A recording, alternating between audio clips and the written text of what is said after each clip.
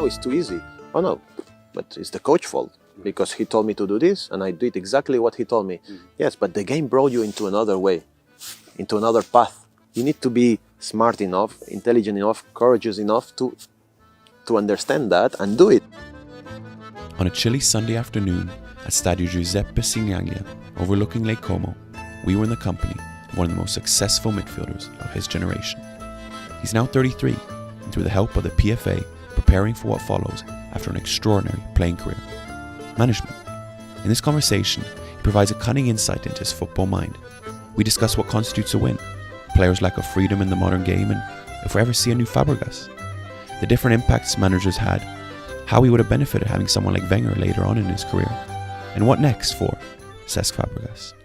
Cesc, I remember when you were about 17 years old and you scored against Rosenborg. I'm from Norway. You were then the youngest goal scorer in the Champions League at the time. What factors do you think were involved at the time at Arsenal to contribute to you becoming the player you were at the time, and also have to say you became PFA Young Player a few seasons after? But what factors do you think were involved to you developing so well? There were many factors, obviously, but the main one and the bigger one was Arsene Wenger. It has a name and a surname. Arsene Wenger is definitely the main reason why my career started so early and in such a positive way. Obviously, I worked really hard. I was very positive, and I really believed that I could do it. But it's not easy, to give debut or chances to such a young kids, because we are still kids at that time. When you're 16, 17, and sometimes you don't play as well as maybe the coach would like to, but he still keeps bringing you on and putting you and trusting you, teaching you, and that just gives you positive vibes, confidence in what you're doing, belief, and I just think that it was the best thing that could have happened to me in this way.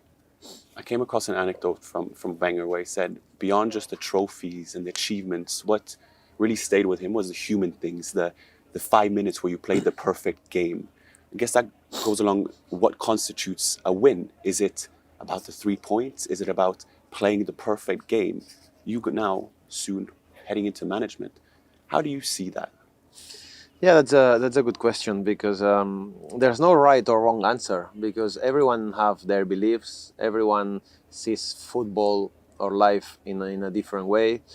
For some coaches, for some directors, for some owners, it's all about winning, no matter how or what you do to achieve that. For some others, like you said, I always felt that Arsene is super competitive and he was such a winner, but the pleasure that I could see in his eyes every time we were playing a beautiful game, the beautiful way, the way he wanted, combinations, playing forward, counter-attacking, defending well. When you played the perfect game, you could see in his eyes full of joy. So I think he was a bit of a romantic as well of the game being played in the right way. And here again, the same question: what is the right way? There's many ways that any different coach in the world will tell you, oh, that's my way, so for me this is the right way. And then completely another way from another coach will tell you the same thing. So it's just about believing in what you're doing, have a setup, have confidence and trust on the people that you are working with, and just from there try to stay together, unit, and grow from there. You've obviously worked under some of the best managers, but also managers that are different in their approaches. I'm thinking you have Aragonés, Del Bosque, we also have Wenger, a Mourinho, a Conte. What sort of impact did they have on how you see the game? And did that change over the course of a career? You started with Wenger and then you have a Mourinho and a Conte. Yeah, I think I was very lucky that the very start of my career was with Arsene Wenger. He believed in young players. He trusted young players. He gave chances over and over again to young players if he really believed in them. And he was playing the way that I liked and I grew up, So everything together, he made it the best manager for me, especially at that time. And then, of course, going with Aragonés, with Del Bosque and Guardiola, I think these four were a little bit same philosophy. So that's why I think the start of my career, I think the first 10 years of my career were super amazing, because I felt completely comfortable on what I was doing, because this was my game, my football. Then with Mourinho at Chelsea, I believe it was a bit the same, especially the first year and a half before he left. We played some great football, some fantastic stuff, but I already felt that something was changing in a way. It was a different type of football that I really enjoyed, and we won many things. That's why I was telling you before that, it doesn't matter what you believe in. The most important is try to do what you believe in the right way, but knowing that someone else playing the other type of football that you play, they can still beat you if you don't do things right. So, and then after that, obviously, since from when I was 29. I think from Conte days, I already felt that football started to change. And for the last 6, 7 years, I've had a lot of coaches. Obviously, at Chelsea, I had another one in Sarri. And then going to Monaco, I've had Niko Kovac and Robert Moreno and Thierry Henry and on and on and on. And so I've experienced another type of football, a very pragmatic football, a very how can I say it?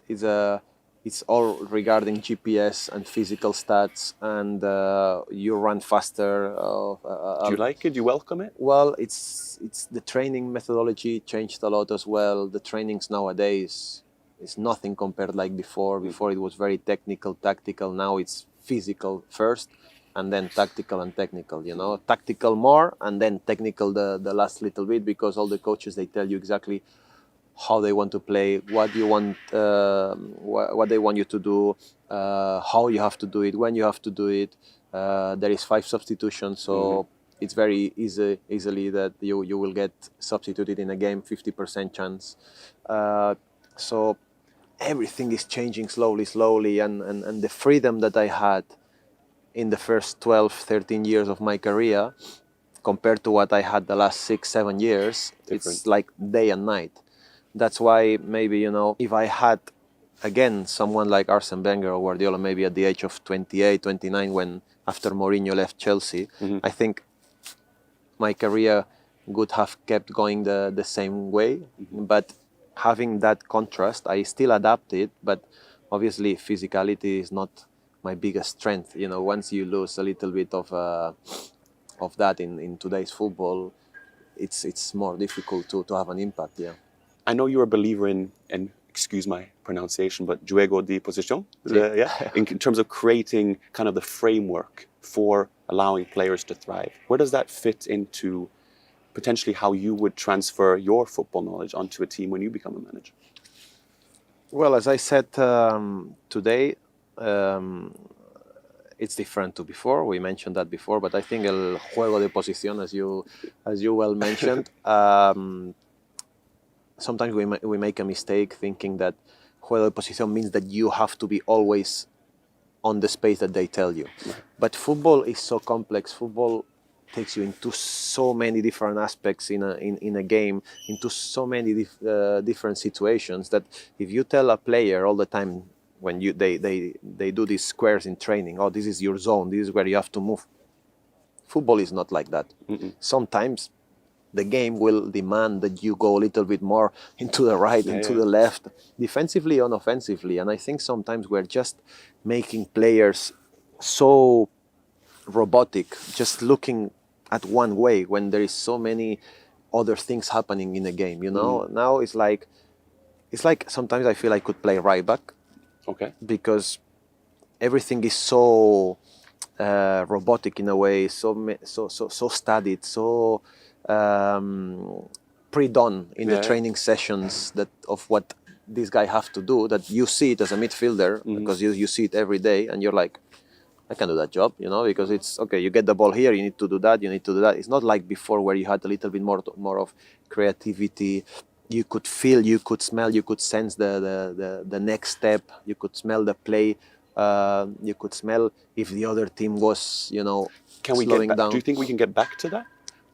Not for now. We have to try. I mean, I will certainly try, because I'm a big believer that football is changing, and you need to adapt to every situation, and you need to adapt to what's happening now. Yeah. I mean, you cannot get away from this, and you cannot underestimate the power of every single coach that's been studying for many years. Yeah. But nowadays, sometimes it's more important the fitness coach than the coach. This is what I see from other clubs, from other teams, and I don't think that this is right. The coach has to be always the main guy in terms of analyzing how you want to play, what you want to do, but always understanding that the player is always the most important in a team. Mm-hmm.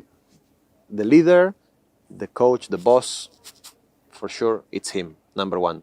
But the players are the ones who make the good thing or the bad things happen, And an extension of the coach. Yeah, correct. We are an extension, but we are the ones that are inside the pitch. And as sometimes I'm on the bench and I see certain situations from a coach that I've had in the past, and you don't see or you don't feel from outside, even if you're a great coach, sometimes what the players are feeling inside. Mm-hmm. Like if you are winning 1-0, for example, and you are playing a 4-4-2, let's say, or 4-3-3, and you change a midfielder or a striker and you put a defender in the last 10-15 minutes, and you're playing with a back five all of a sudden, because you saw from outside that they are playing with really high fullbacks, or whatever reason, you are doing it for a reason from the outside. But inside, the players, you see that he's taken a striker off, he's put a defensive player on. Yeah. So automatically, your mindset is, the coach wants us to defend. We have to sit back. And you attract pressure, and you invite them to have the ball more, and you invite them to attack you more and to be more dangerous. And the more they are on your pitch, one day it can happen that you can kill them on counter-attack and score the second goal. But 80-90% of the time, it backfires, because you invite pressure, and there's a penalty, there's a little free kick or a cross, rebound.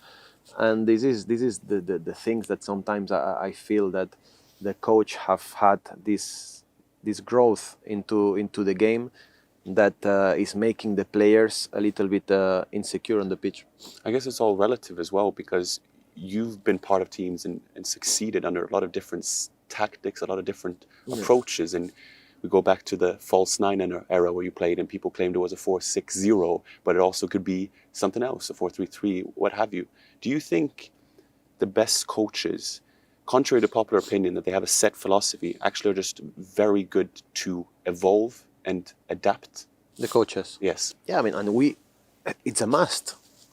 Every coach needs to evolve, every coach needs to grow, and every coach takes ideas from each other. Mm-hmm. They all take ideas from each other. That's why you see many coaches going to visit other training grounds and studying every time more and more and more. But I still believe that the players, for what I see now in World Cups, in Euros, and you kind of don't, football is so equal now, because everyone studies each other. Everyone plays this football that I'm talking about. Most of the games are 1-1, 2-2, 0-0. Mm-hmm. How many extra times do we see? How many penalty shootouts do we see? Because everything is like this. And sometimes when you have to do that little extra step of creativity and to be a little bit more positive, and we kind of struggle. No, what I see is that the players struggle because they are so used to, the coach told me to do this, and that when everything goes in a different way, or you have to actually take advantage of a situation and be positive and do something that the coach didn't tell you, because it can happen. Yeah. And then we don't know how to approach that situation. That's why I believe always in certain creativity, in certain freedom that the player should have. Will we have then less cases of a new Fabregas in a way because of the mechanic structure? Is that what you're saying? I'm not saying a new Fabregas or not. I don't like really to talk about me in this case, but yes, the answer to your question is yes, because nowadays, since they are young,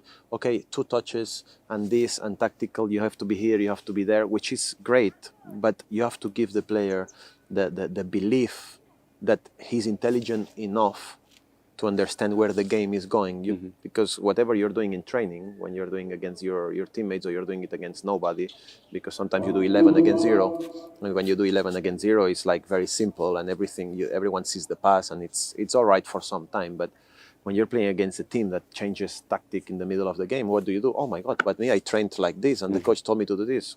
How do we react to that? That's why Wenger was really good, for example, at this. Guardiola was very good at this. Mourinho was very good at this. Del Bosque as well was very good at this. This type of coaches that they always gave you that responsibility, that extra trust that you should have as a football player. Because now it's too easy. Oh no, but it's the coach fault. Right. Because he told me to do this and I did exactly what he told me. Yes, but the game brought you into another way, into another path. You need to be smart enough, intelligent enough, courageous enough to understand that and do it and go and do it. Yeah, but the coach will be upset with him. And maybe he's right. Because the coach can go on and show the video the next morning. Oh, look, I told you to do this and you didn't do it, and that's why the other team scored the goal. So this is sometimes the mentality of the player nowadays, Too much listening to the coach sometimes can create many doubts and take away many things from your game. Will there be a difference between you as a player and you as a manager in terms of how you lead? Well, that's a good question. I will have to get into the situation first, but I believe not a lot, because I'm a very positive guy and I really want to give confidence to my players. This will always be, we have to create a unity, we have to create a belief without each other. I like to talk, I like to communicate, I like to have feedback, because the same way that I don't like it when a coach tells me you have to do this and that and this, and then in the game I do something else because I felt that it's supposed to be like that. I think I have the experience enough to understand the game from my point of view when I'm on the pitch. And if he gets upset, you are not giving this belief to the player. You're kind of reducing, a little bit his beliefs, and and trust what he will do on the pitch. But I like communication, I like trust, and I like especially the football that I believe in, which is the modern football in a way, but always giving the player the alternative to do what they feel to do, not always what I am telling them. I just need to focus on giving them the right solutions, what I feel where they are weak, where we can explode some certain situations. But after that, especially in the final third, this is them that they need to create their own game, because if you keep telling everybody, my experience is that every time they gave me freedom and to analyze the game from my point of view when I'm on the pitch, I have always been a better player. Now, every time they have told me exactly what I need to do and exactly what you need to be in training to do it after on the pitch and not go away from this, I have always limited my attributes. So it's a little bit of balance. And in 5 years, where do you hope to see yourself? Well, in 5 years, I hope I will be a coach. I still have a lot to improve, a lot to to learn. I want to finish my career now in the best way possible. But yeah, in 5 years, I see myself as a coach. I don't know. Hopefully, with Como in Serie A, I already said it in an interview. I have respect for the coach that we have now, Moreno Longo. Obviously, I hope he does well, because if he does well, I do well, and the club does well. This is priority for me. But yeah, in 5 years, hopefully we can see Como in Serie A, and be part of it would be fantastic. Appreciate it, Cesc. No problem. Thanks Thank you so much. Thank you. Thank you.